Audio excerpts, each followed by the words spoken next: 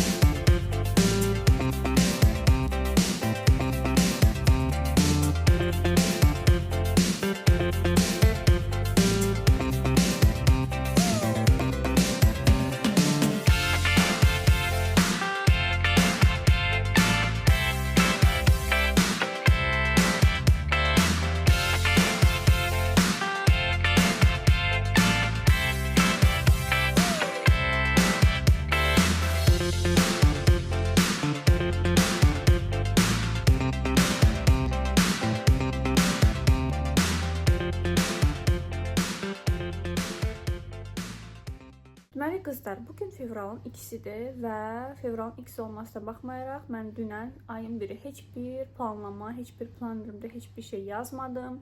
Çünki dünən bazar günü idi və biraz dincəldim. Dedim plansız bir gün olsun. Sabah həm birinci gündür, həm də fevral ayını istədim planlarını sizinlə bərabər yazım. Yəni bugün video çəkəcəyimi bilirdim deyənə bugünə saxladım.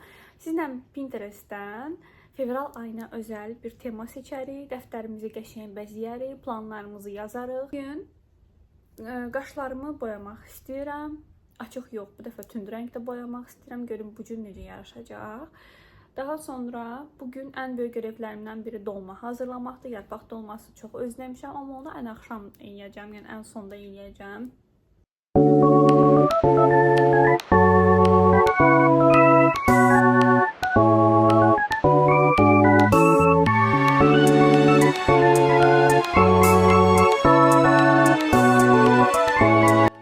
Plannerimdə, ümumiyyətlə journalingdə mən istifadə etdiyim sualları, hansı ki cavablayaraq biz daha da aydınlanma yaşayırıq, onları adətən Pinterestdən seçirəm və yaxud da ki sizə göstərmişdim mark-kartlar.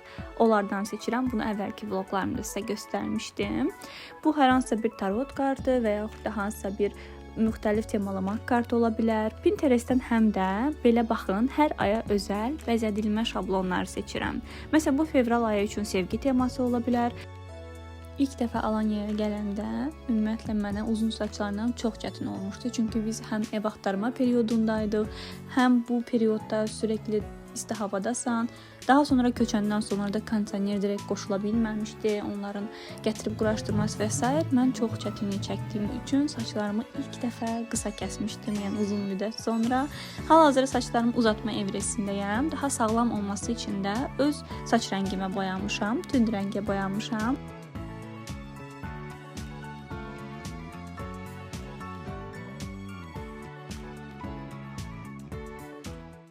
Bu vlogda sizin məndən cavablandırmağınızı istədiyim sualları soruşmuşdum sizdən və cavablandıracağımı demişdim. Amma belə deyək ki, bu vlogun axırındakı kadrlarda mən həmin sualları cavablandırmışam. Daha sonra yeni bir izləyicim oldu və o mənə maraqlı bir sual verdi və düşündüm ki, bunu da, bu sualın cavabını da bu vlogun daxilinə əlavə edeyim. Niyə də olmasın? Və onun sualı belə idi ki, Niyə məhz Alanyaya köçmüsüz? Bu haqqda heç bir məlumat görmədim əvvəlki vloqlarımızda.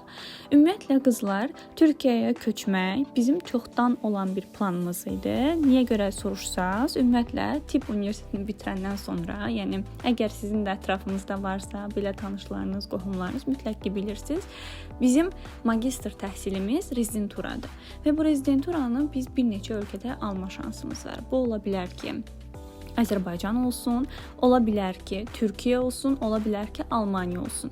Yəni başqa ölkələr ola bilməzmi? Əlbəttə ola bilər. Bunların arasında İspaniya var, həmçinin İtaliya var, bir sıra Avropa ölkələri də var. Sadəcə bu vaxta qədər çox tərcih olunmayıblar onlar.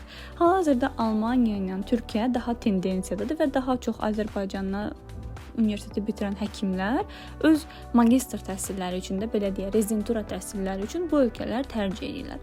Və bizim də belə son qərarımız bu oldu ki, biz ikimiz birlikdə Türkiyəni tərcih edəcəyik. Və burada da öncəlik olaraq təbii ki, Bəxtiyarın ixtisasının üzərindən biz irəlilədik hansı şəhər seçəcəyimizi. Çünki mənim ixtisasım elədir ki, medikal estetik alanı. Mən özəl alanda çalışıram, yəni hər hansısa bir dövlət xəstəxanasında çalışmıram. Amma bu şərtləri də, yəni ödəmək üçün mənə hər hansısa bir şəhər uyğundur, problem deyil.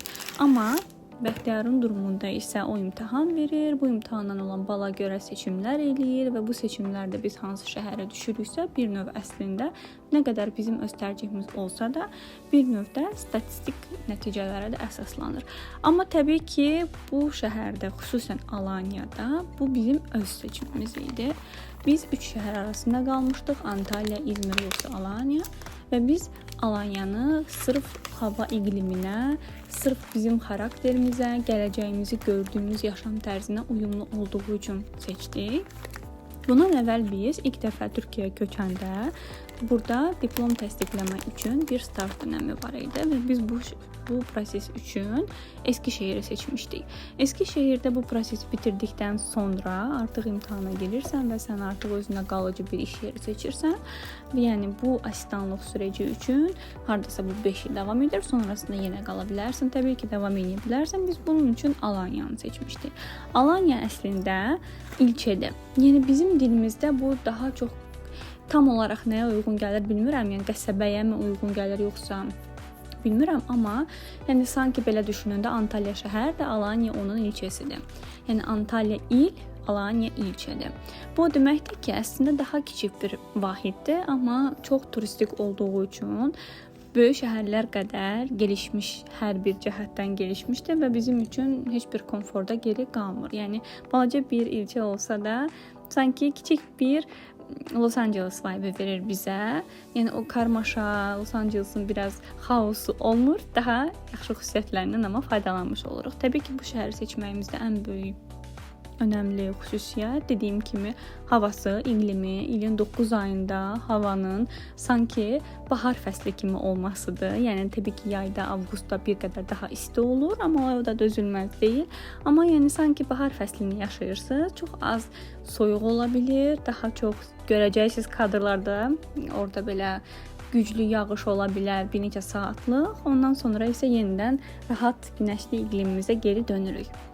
Belə, izləyicimin sualını da belə cavablandırmış olduq ki, niyə sırf Alanyanı seçdik?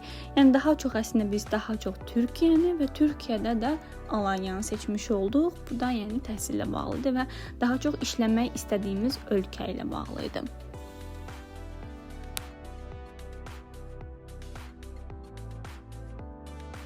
Və qızlar, mən günün ilk yeməyini yeyirəm. Bəli, günün ilk yeməyini yeyirəm və ən sevdiyim. Uşaq vaxtı mən o qədər kaprizli uşaq olmuşam ki, heç nə yemirəmmiş və nənəm mənə sadəcə yumurta ilə, görəcəksiniz iləri kadrlarda, qatığı yeməyi öyrədib və mən çox uzun müddət uşaqlığım boyunca sadəcə bunu yemişəm.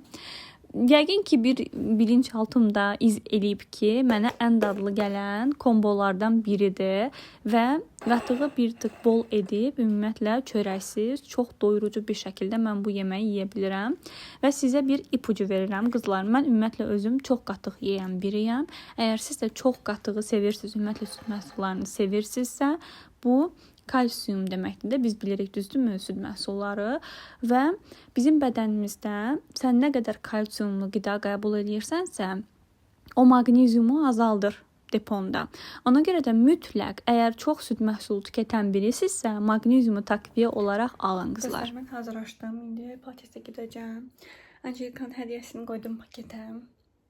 Ad gününün. Gələn necə olacaq? Xoşuna gələcək yoxsa yox?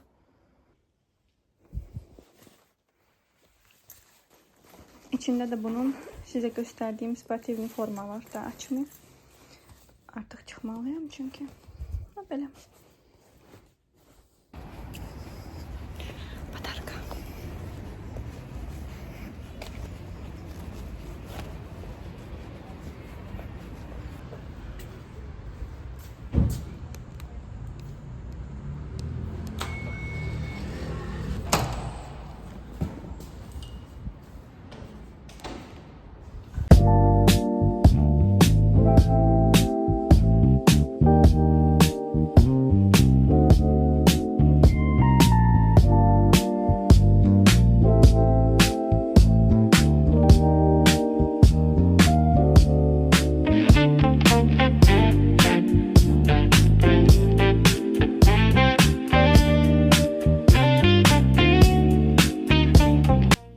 Bunlar mənə Angelikanın doğu səfərindən gətirdiyi, özəlliklə Şrilankadan gətirdiyi hədiyyələrdir. Matcha var, bu fil var, bir dənə Ceylon çayı və qızlar. Durian şokolad deyə bir şokolad var. Siz iləridəki kadrlarda bu durian şokoladının bizim başımıza nə oyun açdığını görəcəksiniz.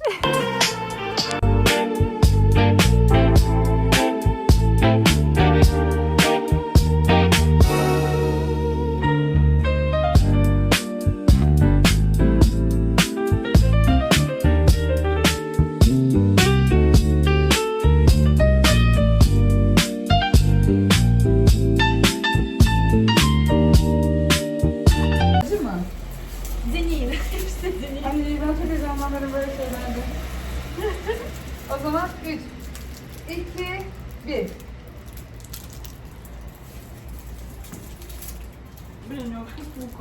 Soğan gibi tadıyor. Soğanlı mı bu? Soğanlı mı bu? Yani bu durian diyorum. Bu bir meyve. Öyle bir Wow. Bu ne meyve bu ya? Ayın Kebap gibi tadı. Bu bence çok... Ben aynı yaptım. Devam edemeyeceğim ben. İsraf olmasın bu. Sayı da beğendin mi? Tükür. Prikol mu? Frank mı? Soğanlı bir sakız kebapla çiğniyormuş gibi hissettim. Koku nasıl? Çok kötü. Çok kötü. Köle gibi kokuyor. Bunu yüzden dedin çıkalım. Orada olmaz. Şey gibi bu meyve. Ve düşünebilirsiniz. Orada çok kafe var bu meyveyle. Bu koku var. İğrenç. Ben bir şey geçemiyorum. Çok kötü ya. Evet. At. Bir daha böyle şeyler getirmiyoruz hanımlar.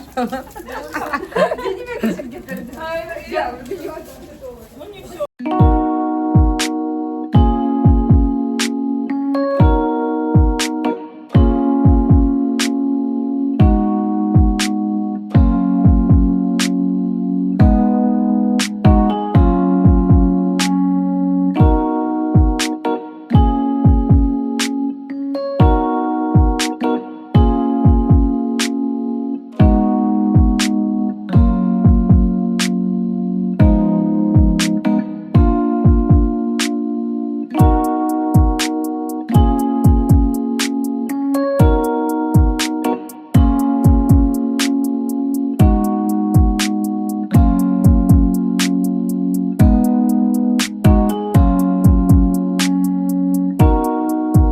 Deməli qızlar, mən evə gəldim. İdman geyimimi dəyişdim. Çıxanda bizdən 2 saat sonra Aliyanın idmanı idi. Biz dedik ki, görüşərik ondan, üzləşdik. Çünki ad gününü falan kutladıq deyə biraz orada qaldıq deyə. İndi gedəcəm ondan oturmağa biraz, hadisə 1 saat falan. Kombinimi göstərim sizə. Paçaları da belədir, baxın.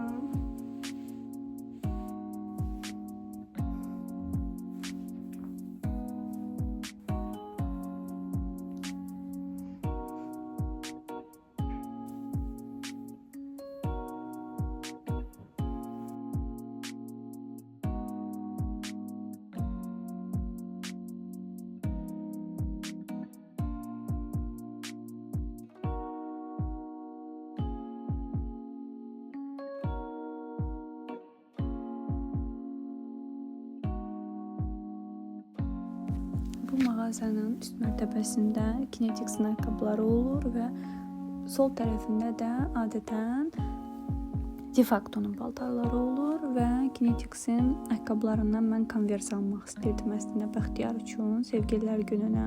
Amma 42 ölçü qalmadığı üçün təəssüf ki, başqa bir şey seçəcəm hədiyyə olaraq.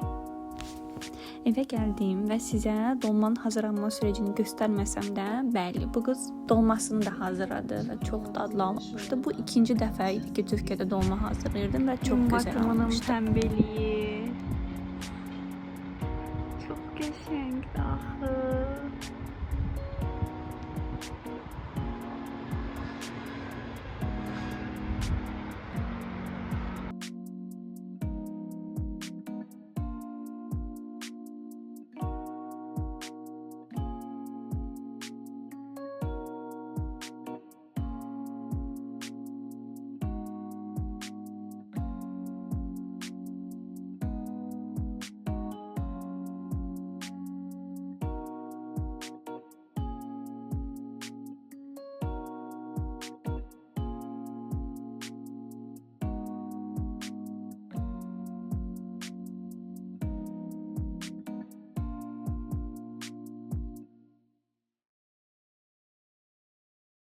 Kızlar, sizə dodaq kombosu video çəkdim. Bu gördüyünüz və bunu short olaraq atacağım YouTube'a. Bəlkə də artıq atmışamdır, izləyə bilərsiniz və kombinimizi tamamlayaq. Deməli, belə bir pink tonlarda bir dodaq etdikdən sonra kombinimi də ümumiyyətlə 5 bir kombin eləmişəm, baxın. Bu o qədər rahat bir takımdır ki, yəni İstəsəz takılarla, aşırı takılarla biraz daha şık edə bilərsiniz. İstəsəz bunu ümumiyyətlə ev geyimi olaraq, istəsəz səyahətə gedəndə rahat gezmək üçün baxın necə tril-trildir, amma həm də vücudu da gözəl göstərir. Mən biraz belini daraltmışam, içərdən tikmişəm və bu da əslində belə uzun bir kropdur, yəni uzun bir koftadır. Mən bunu şəffaf saç rezini ilə bu şəkildə düyünləmişəm ki, beli daha çox ortaya çıxarsın. Niyə belə eləmişəm? Çünki üzərindən uzun bir kardigan geyinəcəm bej rəngdə və düşündüm ki, hamısı belə salaş-salaş qəşəng olmaz. Bu biraz daha, bir tık daha krop qala bilər. Və kombinimi də indi sizinlə bərabər eləyəcəm. Biraz açını dəyişim, daha qəşəng açıya qoyum, gəlirəm. Zaten sizə boydan göstərdiyim üçün gəlin indi bunu üstdən tamamlayaq. Ümumiyyətlə, dediyim kimi pinkdən irəliyirəm. Qoluma belə bir şey taxdım. Detay. İstifadə etməsəm də orada detay kimi qalsın. Bu şəkildə kulonu olan bir sepim var. Pink detaylı. Prenses kimi hiss etdirir insanı. Qəşəng septim, bəyənirəm. Eskişehirdən mənə xatirədir. Orada takı mağazasında işləyən bir qadın var idi. Çox yaxşı tuturdu bizim münasibətimiz. Hər dəfə inanırsınız gedirdim o mağazasına, söhbət edirdim ondan qəşəng. Sonra da bir-iki dənə seçirdim. Bərabər seçirdik hətta mənim tərzimə uyğun olan takıları. Və belə. Mən çox bəyənərək aldığım bir takı. Onun özümün dəstləşdirdiyim belə bir üzüyüm. Bunu da bu şəkildə. İndi əslində bunlar yanaşı bilməməcə görünür. Bəlkə də gəlin bu bir barmaq tək daşla dəyişdirsəm daha gözəl olar. Bunu taxmaq istəyirəm. Sanki biraz daha zərif və uyumlu olar. Dərim görsün. Hə. Məncə belə daha zərif və uyumlu olur.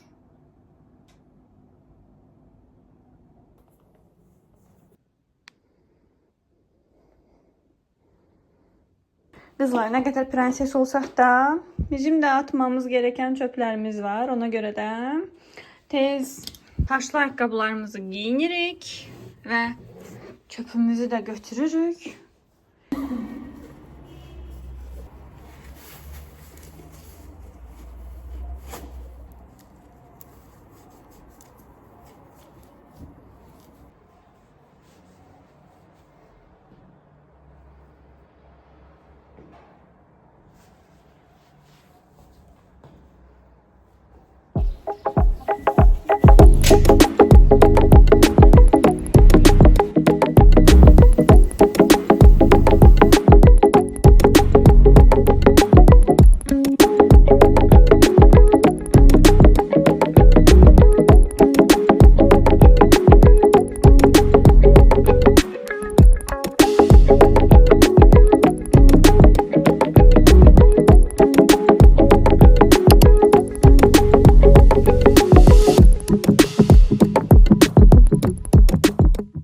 Deməli qızlar, nəhayət ki mən xəyalımdakı kimi bir yer tapa bildim.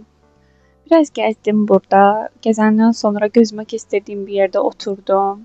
Əslində istirdim ki, yelləncəyin qarşısında oturum çəkim, amma belə bir yer tapdım. Xoşuma gəldi. Arxa fonda da biraz sahil görünür. Sizin üçün olan suallar cavablayacağam indi. Hansı suallar?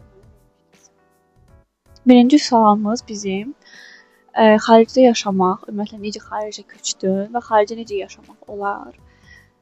İndi xaricdə yaşamaqla bağlı əslində ən birinci demək istədiyim şey odur ki, xaricdə yaşamaq bacarıq, yəni başarı deyil. Yəni uğur deyil əslində. Uğur məncə nədir? Öz ruhunun həqiqətən də istədiyi bir yerdə, yəni özün kriterlərin var artıq, bilirsən necə bir yerdə yaşamaq istəyirsən, xarakterinə uyğundur və orada yaşamağı seçirsən və o yeri tapırsan, orada yaşamağa başlayırsan. Bu şərt deyil ki, xaric olsun. Bu öz ölkəndə də ola bilər. Bu öz ölkənin doğulduğun şəhəri deyil də başqa bir şəhəri də ola bilər. Önəmli odur ki, sən birinci özünü tanıyırsan, yəni sonra öz kriterlər və özün necə xoşbəxt ola bilərsən. Bəlkə sən romantik birisən və sən daha az günəşli, yağışlı, belə havanın hafif soyuq olduğu London tipli şəhərlərdə. Yəni buna müvafiq məsələn bizdə Lənkəran ola bilər. Nə bilim, daha təbiət qoynunda bəlkə yaşamağı sevirsən. Bəlkə ümumiyyətlə o nəhəng binaları sevirsən, o görüntünü sevirsən. Hər gün evdən çıxanda o cür bir mənzərə görmək istəyirsən. Bəlkə dənizi sevirsən, bəlkə həm dağları, dənizi görmək istəyirsən eyni. Yəni bu kriterləri müəyyənləşdirəndən sonra məncə şəhərə köçmək, bu xarici və yaxud öz ölkəndə məncə əsl uğur budur. Yəni ən birinci bu sualı cavablandırmaqdan əvvəl demək istədiyim odur ki, bir insan xaricə köçübsə, biz ona uğurlu insan kimi baxmamız, yəni ay mən uğursuzam, o uğurludur, belə müqayisə etməyimiz məncə düzgün deyil. Özümüzü şərtləndirməyimiz ümumiyyətlə düzgün deyil. Tutaq ki, sən seçdin. Yəni əgər sən istəyirsənsə xaricə köçəsən. İkinci variant nədir? Ümumiyyətlə insanlar hamısı xarici ölkələrdə öz işinə uyğun olan vakansiyalara CV göndərir. Mən ümumiyyətlə bu belə bir təcrübəm olmadığı üçün bu proses necə irəliləyir bilmirəm. Oradan sizə bir tövsiyə verə bilməyəcəm. Amma elə düşünürəm ki, lap xaricə bir ölkəyə hansısa bir işə, vakansiyaya tutaq ki, CV göndərsən də, onda bu sənin üçün düzdür. Yəni üstünlükdür. Yəni ki, sən orada işə qəbul olursan, sonra köçürsən. Amma hər ehtimalda da səni o acil yardım peşən olmalıdır. Bu nə deməkdir? Sən bu əslində slavlarda çox məşhur bir ənənədir. Yəni uşaqlıqdan qızlara, oğlanlara fərqi yoxdur. Rəqs öyrədilir. Çoxlu xarici dillər öyrədilir, nə bilim, rəsm öyrədilir. Hansılar ki, bunlar xarici ölkəyə keçəndə əslində səndən heç bir diplom tələb olunmadan sadəcə öz bacarığını göstərərək master klassla belə maddiyyat əldə edə biləcəyin bir şeylərdir. Yəni ixtisas ola bilərlər, niyə də olmasın? Yəni hobi olaraq başlayırsan və sonra bunu gəlişdirirsən, sonra bundan maddiyyat qazanırsan. Amma bu sən ana işin olmaya bilər, amma bacarıldığın bir şey olduğu üçün lap elə hobin olsun. Sonradan bunu sən gəlişdirirsən və özün üçün xaricə köçdüyün bir ölkədə, yəni xaricə köçdüyün bir hansısa bir şəhərdə bunu ek gəlir olaraq istifadə edə bilərsən. İstədiyin işi tapana qədər, istədiyin vakansiyanı tapana qədər bu sənə köməkçi olur. Və güvəni artırır ki, mən o xarici ölkəyə getsəm, necə də olsa o çətinliyin arxasından, altından qalxacam. Birinci bunu önərərdim sizə. Bu ola bilər xarici dil olsun. Xarici dil bilirsən. Yəni onlayn sən bunu tədris edə bilərsən. Xaricdə ola da öz maddiyyatını qazana bilərsən. Dedim ki, ola bilər rəsm ola bilər və yaxud da incəsənətin hansısa bir alanı ola bilər ki, sən burada master klass keçə bilərsən, hansı ki, özün üçün hətta kiçik bir ofis belə tuta bilərsən, evdən onlayn edə bilərsən bunları. Ona görə də bu bacarıq məncə bu bacarıqları qazanın xaricə köçməzdən əvvəl. Çünki onlayn idarə edə biləcəyiniz bir işiniz olsun arxada. Mən bunu önərərdim ilk. Çünki mən özüm də elə başlamışam. Yəni mən həkiməm, ixtisasım medikal estetik alanında işləməkdir. Gələndə o an dərhal başlamaq üçün, yəni ki, sənin xarakteri və kişiliyinə uyğun düzgün ofisi tapmaq, düzgün yeri tapmaq da çətindir. Bu zamanı özünə qazandırmaq üçün arxa planda bir sənin elə bir ki, B planın olmalıdır deyə düşünürəm. İkinci nə olmalıdır? İkinci özünüzü əsla müqayisə eləməmək. Yəni sən bura gələndə daha aşağı şərtlərdə də yaşaya bilərsən. Alışdığın uşaqlıqdan alışdığın bir düzənin dışına çıxırsan. Bu normaldır və bunu özünə başarısızlıq olaraq görməməlisən. Əksinə, xəyal elədiyin bir yerdə daha aşağı şərtlərlə yaşayıb yüksəlmək səni motivasiya edəcək.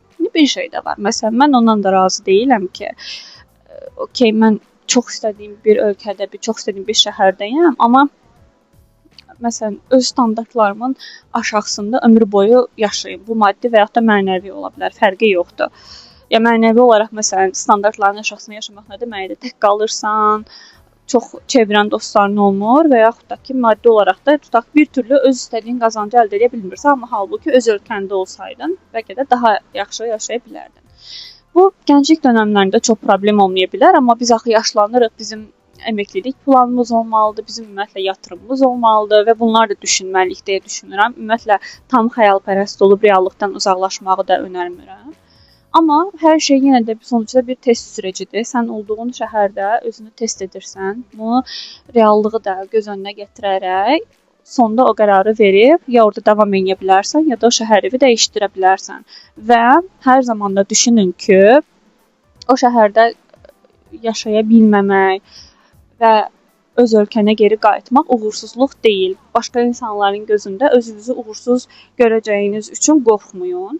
Ən önəmlisi həmişə özünüzün necə hiss eləməyinizdir. Mən də həmişə bunu əsas götürmüşəm. Təbii ki, bu asan deyil. Adicə mən videonu çəkəndə belə, yəni hər şey elə bil ki, challenge kimidir də. Əvvəl mən ümumiyyətlə insanların arasında oturub, hətta yəni mikrofon tutub danışacağım. Çünki məsələn ətrafımdakı bir neçə insan fark edir ki, mən hal-hazırda video çəkirəm.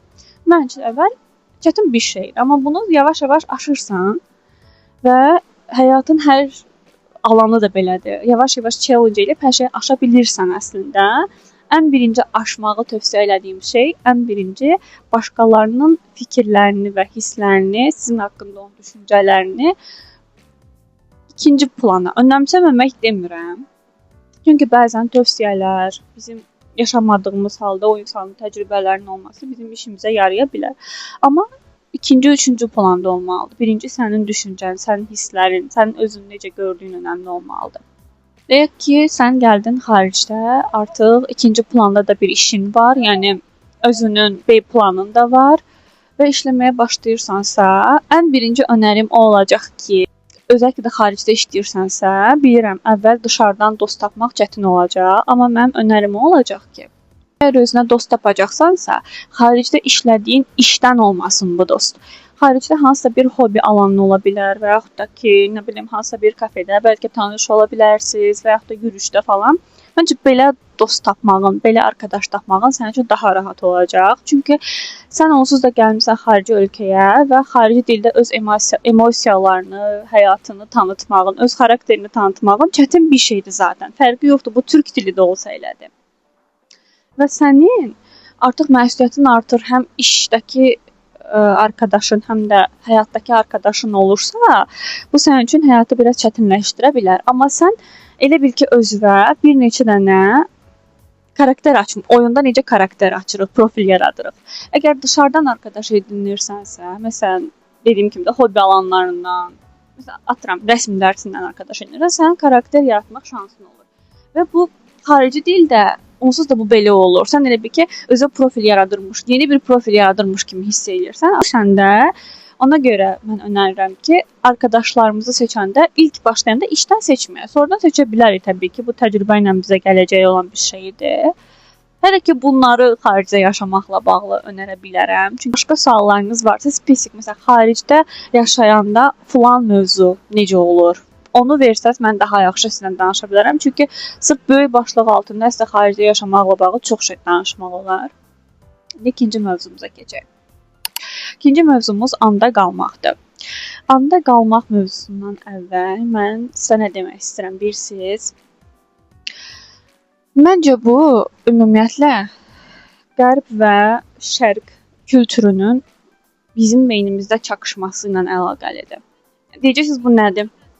Biz ümumiyyətlə elə bir ölkədə, yəni elə bir kontingentin içərisində yaşayan millətin üzvüyük ki, Yəni bizdə tendensiya olan şeylər qərbdən də gələ bilər, şərqdən də gələ bilər və bunlar ikisi çarpışırlar. Yəni nə demək istəyirəm? Məsələn, mənim rəfiqəm gəlirdi Şri Lankadan, gəzməyə getmişdi, nə bilim, Tayland, Şri Lanka və s. Hansı ki, buralarda daha çox o mənəviyyat yönümlü inanclar, nə bilim, budizm və s. bunlar tendensiyadır da, düzdürmü? Orada yaşayan insanlar sadəcə bir tendensiyanı takib eləyirlər və onlar çox qərblə də kontaktları yoxdur. Ona görə də həyatda özlərini sadəcə bir pəncərədən görə bilirlər və onlar üçün xoşbəxt olmaq daha rahatdır. Amma biz, yəni bizdən başqa bir çox ölkədə var da, mən elə düşünürəm. Onlar maalesef ki, qərbin də elə bil ki, gəlişimində qalmalıdır. Qərbin gətirdiyi yeniliklərə uyumlanmalıdır. Həm də şərqdən olan o mənəviyyat, rahatlama, yoga, nə bilim, meditasiya, bu kimi şeyləri də etməlidirmiş kimi hiss edir əslində. Etməli deyə bir şey yox, amma etməliymiş kimi hiss edir. Yəni bu ikisinin eyni anda biz elə bir, yəni nəsilik ki, və yaxud da elə bir millət kateqoriyasına gedirik ki, bu ikisini elə bir ki, sanki bir yerdə tutmalıyıq da. Əslində bu pis bir şey deyil. Sadəcə tək bir şey unutmamalıyıq. Bu nədir? Mən keçən səfər bir video görmüşdüm. Bu şərqin düşüncəsinə əsaslanan bir şeydir ki, məsələn, onlarda nə var? Adını bilmirəm, şərqdən termin olaraq nə keçir. Deməli, məsələn, sən əgər qabı sındırmısansa və yaxud da hansısa bir kristalı sındırmısansa, onu götürürlər, qızıl materialla birləşdirirlər. Yəni bu daha dəyərli hesab olunur. İşdilər, yəni sınmış qabın çatlamış hissələrini qızılı rəngdə bir maddə ilə birləşdirirlər. Alınan əşyanı da heç bir sınığa məruz qalmayan əşyadan daha dəyərli görürlər. Yəni bu şərqin inancında belədir. Şərq dediyimdə, yəni bilirsiniz də, hansı ki Yaponiya, nə bilim, budizmin olduğu və s. bir yerlər başa düşdünüz mən çox. Onlardan gələn ikigai var. Nə bilim, başqa bir inanc da var. O nədir? Özünü günahlandırmama, hansı mövzuda?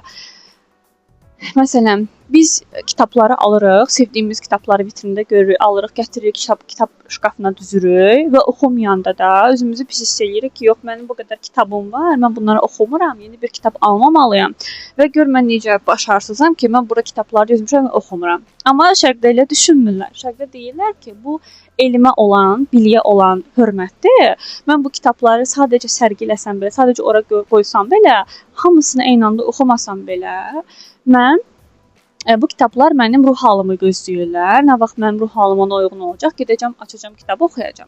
Və buna görə özlərini günahlandırmırlar. Hər işin başında bilirsiniz nə qalır, nə durur? Onlar özlərini günahlandırmırlar. Yəni şərqdə olan inancı deyirəm də sizə. Yəni biz necə ən basit şeylərdə qapsındı, özünü günahlandırmır. Bizim sorunumuz da biz özümüzü günahlandırırıq. Yəni ki, mövzunu hara gətirir? Biz anda qalmaq zorunda deyilik. Məsələn, anidən keçmişi düşünüb, məsələn, hansısa bir olayı xatırlayıb oradan özümüzə dərs çıxarmağımız anda qalmaq demək deyil, düzdür? Və yaxud da gələcəyə aid vizualizasiya eləmək, vision board hazırlamaq, arzu tutmaq, xəyal qurmaq. Bu da anda qalmaq deyil. Amma problem odur ki, muhtemelen şərqdə bunu bir insan edirsə, yəni Yaponiyada bir insan bunu edirsə, keçmişlə bağlı nəyisə nostalji hisslər yaşayırsa, anısını xatırlayırsa və yaxud da gələcəklə bağlı nəsə plan qurursa, bu üzgün də ola bilər, yəni və yaxud da xoş bir vizualizasiya da, arzu da ola bilər. Orada o özünü günahkar hiss eləmir. Ay, mən anda qalmamışam. Başa düşdünüz? Amma bu bizim kimi kateqoriya aid olan millətlərdə hansı ki, həm qərbin kriterlərinə uyumlanmalıdır, işləməlidir, başarılı olmalıdır, müəyyən 8-6 işləməlidir. Yəni ondan müəyyən başarılar gözlənilir. Həm də öz ruhunu şərqin elə bil ki, o mənəviyyatı ilə rahatlatmağa çalışır. Belə kateqoriyadan olan millətlər ikisini bir-birinə dəngələyə bilməyəndə özünü günahkar hiss edir.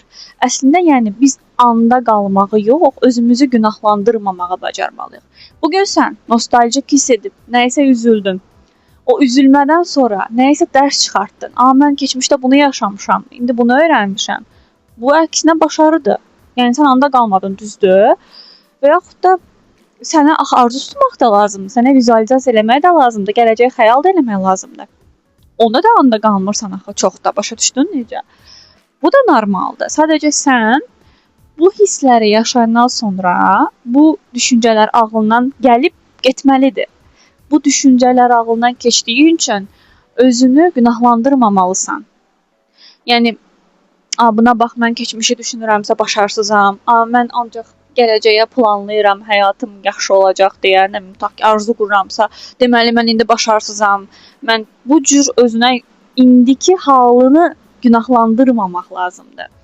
Sadəcə anda qalmaq yox, keçmişi də ziyarət eləmək ağlınla, gələcəyə də xəyallar qurmaq, amma indiki halını suçlamamaq.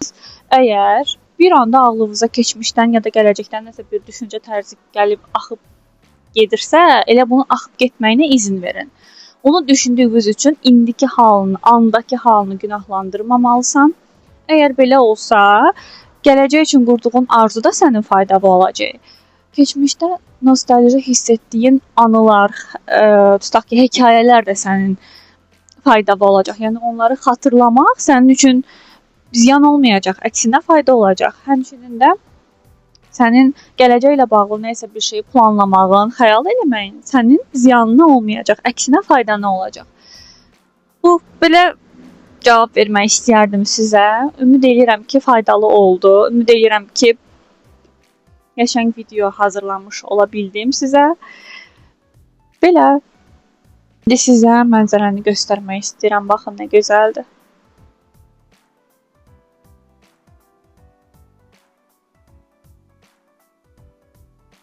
Elə bu mənzərədə də sizlə sağollaşmaq istəyirəm. Vlogu bitirmək istəyirəm və tezliklə editləyib kanala atmaq istəyirəm. Çox ürəyimcə olan bir vlog oldu. Uzun müddətdir